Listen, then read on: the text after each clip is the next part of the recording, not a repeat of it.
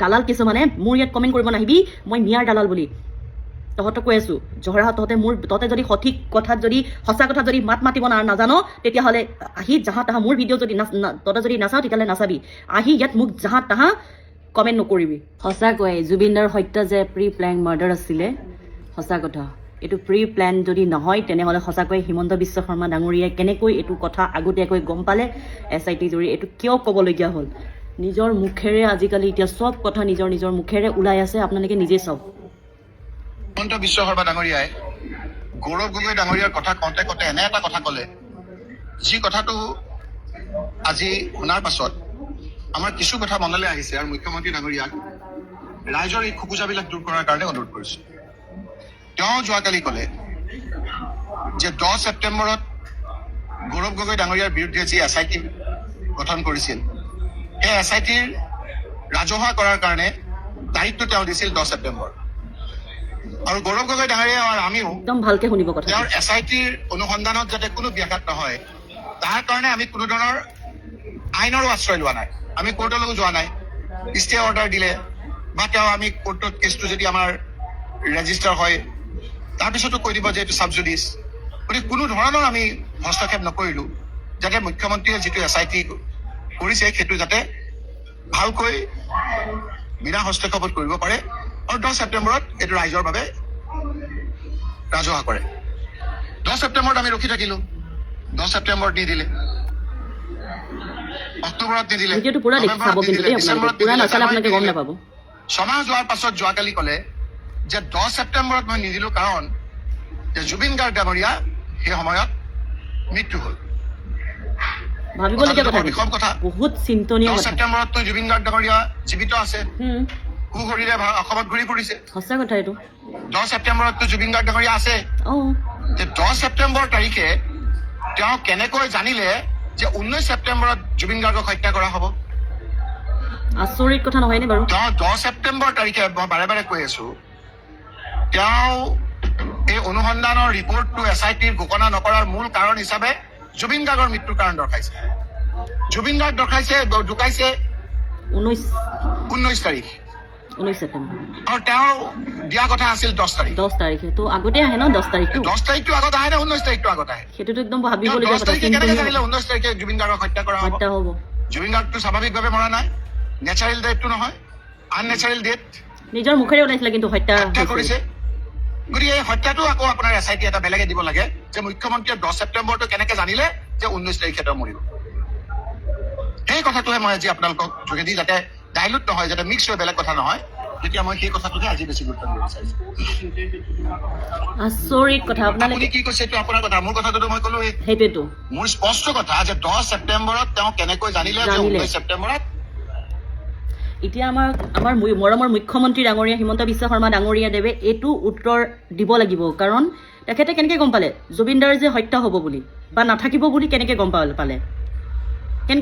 10 তাৰিখটো আগতীয়াকৈ আহে ন 19 তাৰিখে পাছত আহে তো আগতীয়াকৈ কেনেকৈ গম পালে ইমান সৰবজান নেকি জুবিনদাৰ হত্যাৰ যোনটো মানে জুবিনদা নাথাকাৰ বাহানাটো লৈ পেলাই এতিয়া কৈ দিলে কিন্তু এতিয়া গম পালে কেনেকৈ সেইটোহে আমাক লাগে আমাৰ অসমৰ মানুহসকলক কৈছোঁ জনসাধাৰণক কৈছোঁ আৰু আমাৰ বিশেষকৈ মহিলাসকলক কৈছোঁ দেই ৰিকুৱেষ্ট কৰিছোঁ আপোনালোকে 1250 টকাটো অকণমান কম মনোযোগ দি পেলাই আঁচনি কিবা কম মনোযোগ দি পেলাই 10,000 কম মনোযোগ দি পেলাই প্লিজ এই জুবিনদা আমাৰ প্ৰাণৰ হিয়াৰ আমঠুৰ অলপ জোৰ দিয়কচোন এইবিলাকত আপোনালোকে নাজানে এই আঁচনি 10,000 যিমানেই নহওক এইবোৰ পইচা দি এই জুবিনদাৰ কাহিনীটো ঢাকিব বিচাৰি আছে আপোনালোকৰ মূৰৰ পৰা ডাইভাৰ্ট কৰিব বিচাৰি আছে মানে সেইটোৰ বিষয়ে মানে ভাবিবলগীয়া বাধ্য নকৰাই মানে আপোনালোকে যদিও ভাবে তেনেহ'লে সেইটো মানে আপোনালোকে এই আঁচনিবিলাকৰ কথা শুনি পেলাই মানে আপোনালোকে খুচিত উৎফুল্লিত হৈ থাকিবৰ কাৰণে এইবোৰ আঁচনি দি আছে আপোনালোকে নুবুজে কিয় সাধাৰণ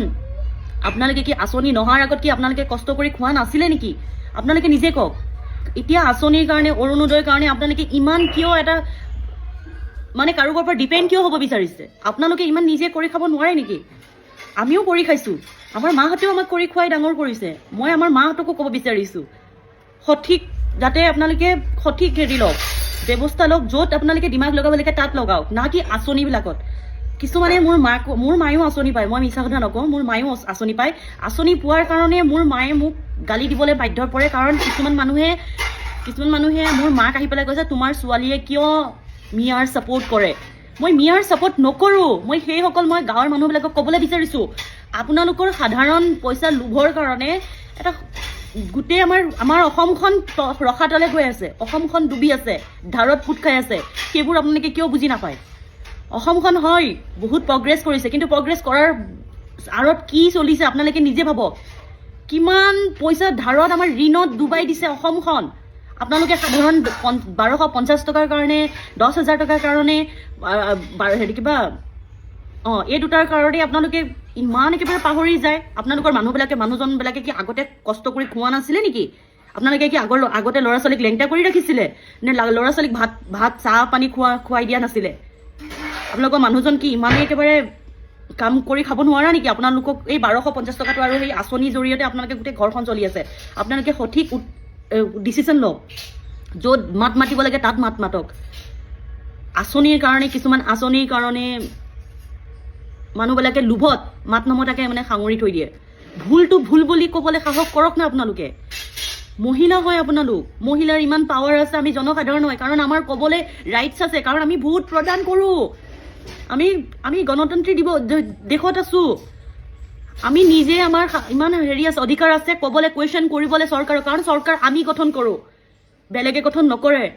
আমি মন্ত্ৰী MLA বিলাকক আমি বনাইছোঁ, নাকি সিহঁতে নিজে হৈছে। তো সিহঁতক অধিকাৰ আছে, আমাৰ অধিকাৰ আছে সিহঁতক কুৱেশ্যন কৰিব পৰা।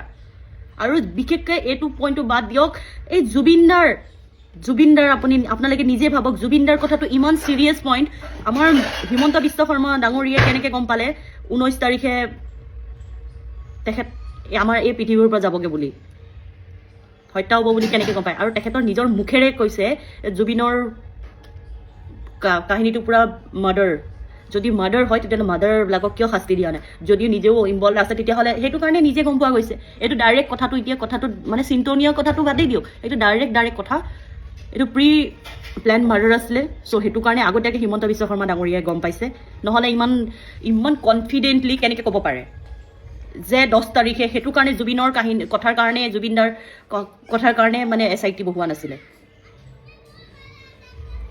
চৰি দেই, কথাটো শুনি একদম দুখ হৈ গৈছে। কিমান ভয়ানক কথা ভাবকচোন।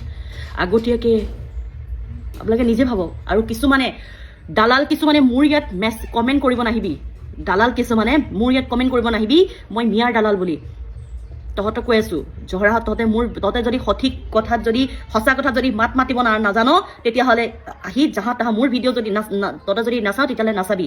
আহি ইয়াত মোক জাহা তাহা কমেণ্ট নকৰিবি। জহৰাৰ বাচ্চা বুলি কৈছোঁ তহঁতক। মুখৰ পৰা স্লেং উলিয়াবলৈ মন নাই, কাৰণ মোৰ একাংশ লোক, মোৰ ফেচবুকত বহুত ভদ্ৰ লোক আছে, বৃদ্ধা মানুহবিলাক আছে, বয়সস্থ লোকসকল আছে, মোক ছাপোৰ্ট কৰে। বিশেষকৈ মই ভুল কৰিছোঁ তাত মোক 10টা কথা শুনাই দিয়ক, মই বেয়া নাপাওঁ। আপোনালোকে সঠিক কথাত মাত মাতিবলৈ শিকাওক। কোনোবাই মোক ধমক দিয়ে, কিয় এইবোৰ কথা কৈছ, তোৰ পূৰা কেৰিয়াৰ খতম কৰ না তহঁতে। সঁচা কথাত যদি কাৰোবাৰ মই মৰিবলৈ আছোঁ তেতিয়াহ'লে মই মৰিবলৈ ৰেডি আছোঁ, কিন্তু মৰিহে যাম, সঁচা কথা কৈ যাম। তহঁতৰ নিচিনা পুৰুষ বা কিবা আঁচনিৰ লোভিয়া বুলি নাভাবিবি। এই 500 টকা, 1500 টকাত বিক্ৰী হৈ বেলেগৰ কথা ক'লে সঁচাত মিছা বুলি কৈ পেলাই মাত মাতি থকা দালালি বুলি নাভাবিবি। মোক ৱাৰ্ণিং দি দিছোঁ, তহঁতক ৱাৰ্ণিং দি দিছোঁ, কৈ দিছোঁ কথা বেয়া হ'ব তহঁতে। মোৰ যদি ভিডিঅ' বেয়া পাইছ তেতিয়াহ'লে নাচাবি, স্কিপ কৰি দিবি। আৰু এনেকৈ আহি পেলাই মোক জাহা তাহা কমেণ্ট নকৰিবি, কৈ দিছোঁ। আৰু গাইজ, আপোনালোকে নিজে ভাবক, এই ভিডিঅ'টো চোৱাৰ পাছত আপোনালোকৰ মাইণ্ডত কি আহিছে আপোনালোকে নিজে এটা কমেণ্ট কৰি জনাব। কাৰণ সিহঁতেও, এই দালালিবিলাকে পিছফালৰ পৰা যে ভকি থকা কুকুৰবিলাকে যাতে গম পাওক সিহঁতৰ চাহিদাবিলাকে কিমান অঘটন ঘটাই আছে। আপোনালোকে নিজে ভাবক, প্লিজ কমেণ্ট কৰিব। আৰু ভিডিঅ'টো ইমান শ্বেয়াৰ কৰক যাতে দালালিবিলাকে দেখে যাতে। তো বাবাই, ইয়াত যদি মই কিবা ভুল কৈছোঁ তেতিয়াহ'লে ক্ষমা কৰিব। স্লেং ইউজ কৰিছোঁ, মই ভুল কৰিছোঁ, ক্ষমা কৰি দিব।